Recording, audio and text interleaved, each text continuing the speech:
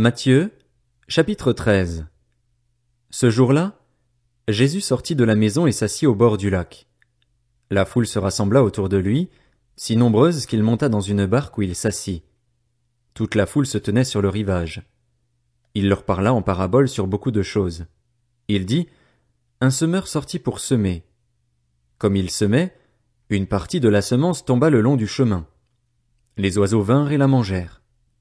Une autre partie tomba dans un sol pierreux où elle n'avait pas beaucoup de terre. Elle leva aussitôt, parce qu'elle ne trouva pas un terrain profond, mais quand le soleil parut, elle fut brûlée et sécha, faute de racines. Une autre partie tomba parmi les ronces. Les ronces poussèrent et l'étouffèrent. Une autre partie tomba dans la bonne terre. Elle donna du fruit avec un rapport de 100, 60 ou 30 pour un. Que celui qui a des oreilles, pour entendre, entende. Les disciples s'approchèrent et lui dirent, « Pourquoi leur parles-tu en parabole ?» Jésus leur répondit, « Parce qu'il vous a été donné, à vous, de connaître les mystères du royaume des cieux, mais qu'à eux cela n'a pas été donné. En effet, on donnera à celui qui a, et il sera dans l'abondance, mais à celui qui n'a pas, on enlèvera même ce qu'il a. C'est pourquoi je leur parle en parabole, parce qu'en voyant ils ne voient pas, et qu'en entendant ils n'entendent pas et ne comprennent pas. Pour eux s'accomplit cette prophétie d'Ésaïe.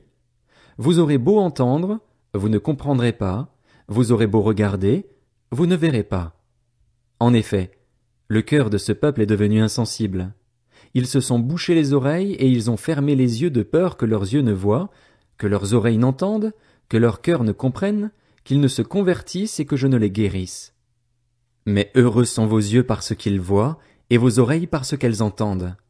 Je vous le dis en vérité, beaucoup de prophètes et de justes ont désiré voir ce que vous voyez et ne l'ont pas vu, entendre ce que vous entendez et ne l'ont pas entendu. Vous donc, écoutez ce que signifie la parabole du semeur. Lorsqu'un homme entend la parole du royaume et ne la comprend pas, le mauvais vient et enlève ce qui a été semé dans son cœur. Cet homme est celui qui a reçu la semence le long du chemin. Celui qui a reçu la semence dans le sol pierreux, c'est celui qui entend la parole et l'accepte aussitôt avec joie. Mais il n'a pas de racine en lui-même. Il est l'homme d'un moment et, dès que surviennent les difficultés ou la persécution à cause de la parole, il trébuche. Celui qui a reçu la semence parmi les ronces, c'est celui qui entend la parole, mais les préoccupations de ce monde et l'attrait trompeur des richesses étouffent cette parole et la rendent infructueuse. Celui qui a reçu la semence dans la bonne terre, c'est celui qui entend la parole et la comprend. Il porte du fruit avec un rapport de 100, 60 ou 30 pour un. Il leur proposa une autre parabole. Le royaume des cieux ressemble à un homme qui avait semé une bonne semence dans son champ.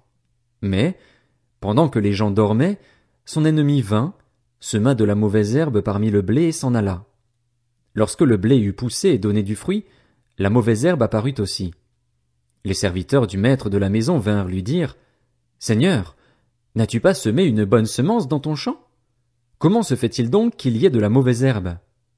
Il leur répondit, « C'est un ennemi qui a fait cela. » Les serviteurs lui dirent, « Veux-tu que nous allions l'arracher ?»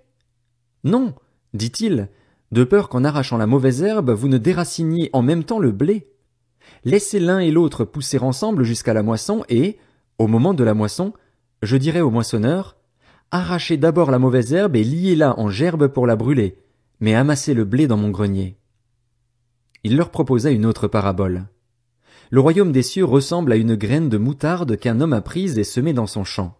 C'est la plus petite de toutes les semences, mais quand elle a poussé, elle est plus grande que les légumes et devient un arbre, de sorte que les oiseaux du ciel viennent habiter dans ses branches. Il leur dit cette autre parabole. Le royaume des cieux ressemble à du levain qu'une femme a pris et mis dans 3 mesures de farine pour faire lever toute la pâte. Jésus dit toutes ces choses en parabole à la foule, et il ne lui parlait pas sans parabole afin que s'accomplisse ce que le prophète avait annoncé. J'ouvrirai ma bouche pour parler en parabole, je proclamerai des choses cachées depuis la création du monde. Alors Jésus renvoya la foule et entra dans la maison. Ses disciples s'approchèrent de lui en disant, « Explique-nous la parabole de la mauvaise herbe dans le champ. » Il leur répondit, « Celui qui sème la bonne semence, c'est le Fils de l'homme. Le champ, c'est le monde. La bonne semence, ce sont les enfants du royaume. La mauvaise herbe, ce sont les enfants du mal.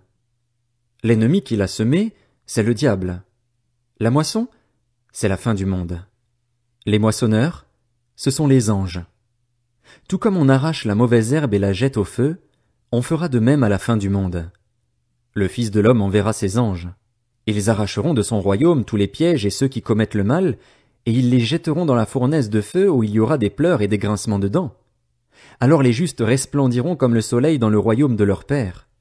Que celui qui a des oreilles pour entendre, entende. Le royaume des cieux ressemble encore à un trésor caché dans un champ.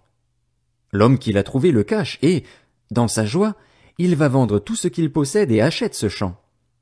Le royaume des cieux ressemble encore à un marchand qui cherche de belles perles. Lorsqu'il a trouvé une perle de grande valeur, il est allé vendre tout ce qu'il possédait et l'a achetée. Le royaume des cieux ressemble encore à un filet jeté dans la mer et qui ramène des poissons de toutes sortes. Quand il est rempli, les pêcheurs le tirent sur le rivage et s'asseyent. Puis ils mettent dans des paniers ce qui est bon et jettent ce qui est mauvais. Il en ira de même à la fin du monde. Les anges viendront séparer les méchants d'avec les justes et les jetteront dans la fournaise de feu, où il y aura des pleurs et des grincements de dents. Jésus leur dit, « Avez-vous compris tout cela » ? « Oui, Seigneur, répondirent-ils. Et il leur dit, « C'est pourquoi tout spécialiste de la loi instruit de ce qui concerne le royaume des cieux ressemble à un maître de maison qui tire de son trésor des choses nouvelles et des choses anciennes. » Lorsque Jésus eut fini de dire ces paraboles, il partit de là. Il se rendit dans sa patrie, et il enseignait dans la synagogue, de sorte que ceux qui l'entendirent étaient étonnés et disaient, « D'où lui viennent cette sagesse et ces miracles? N'est-il pas le fils du charpentier? N'est-ce pas Marie qui est sa mère? Jacques, Joseph, Simon et Jude ne sont-ils pas ses frères? Et ses sœurs ne sont-elles pas toutes parmi nous? D'où lui vient donc tout cela? » Et il représentait un obstacle pour eux.